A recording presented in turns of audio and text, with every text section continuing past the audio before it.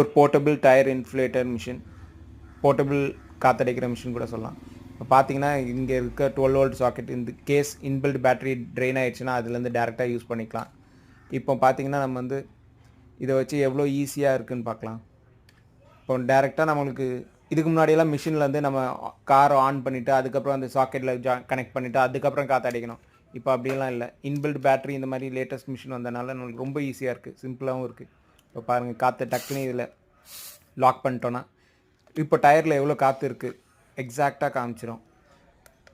On பண்ணி பார்த்த உடனே தெரியும் பாருங்கள் எவ்வளோ காற்று இருக்குது டயரில் அப்படின்னு சொல்லிடும். ஆன் இப்போது 31 இருக்குங்களா. இப்போ டக்குன்னு நான் வந்து குயிக்காக 35 ஏற்றணும்.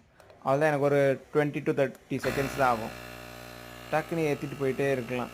இது வந்து நம்ம டெய்லி காலையில் செக் பண்ணுறது கூட யூஸ் பண்ணிக்கலாம். 32 இது மாதிரி 35 வந்த உடனே ஆட்டோமேட்டிக்காக கட் ஆகி போயிடும். இதே மாதிரி பேட்டர்னில் ஏகப்பட்ட மிஷின் இருக்குது. எல்லாமே சைனாலேருந்து இம்போர்ட் பண்ணுறது தான். இப்போ பார்த்தீங்கன்னா இதே மாதிரி ரவுண்டில் வச்சு தான் எல்லா மிஷினும் இருக்கும். இது வந்து 1300 rupees ரேஞ்சு வந்தது.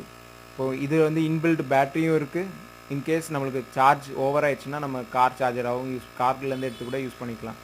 இப்போ பார்த்தீங்கன்னா இப்போது 35 வந்த உடனே ஆட்டோ கட் ஆஃப் ஆயிரும். எவ்வளோ பெனிஃபிட் பார்த்தீங்களா. டக்குனி அவ்வளோதான், இந்த குயிக் அடாப்டர்லேருந்து எடுத்தோன்னா ரிலீஸ் ஆயிரும். இந்த மாதிரி மிஷின் நல்லா பெனிஃபிட்டாக இருக்கும், யூஸ் பண்ணி பாருங்கள். பிடிச்சிருந்தா ஒரு லைக் போடுங்க, சப்ஸ்கிரைப் கூட பண்ணுங்கள். தேங்க்யூ.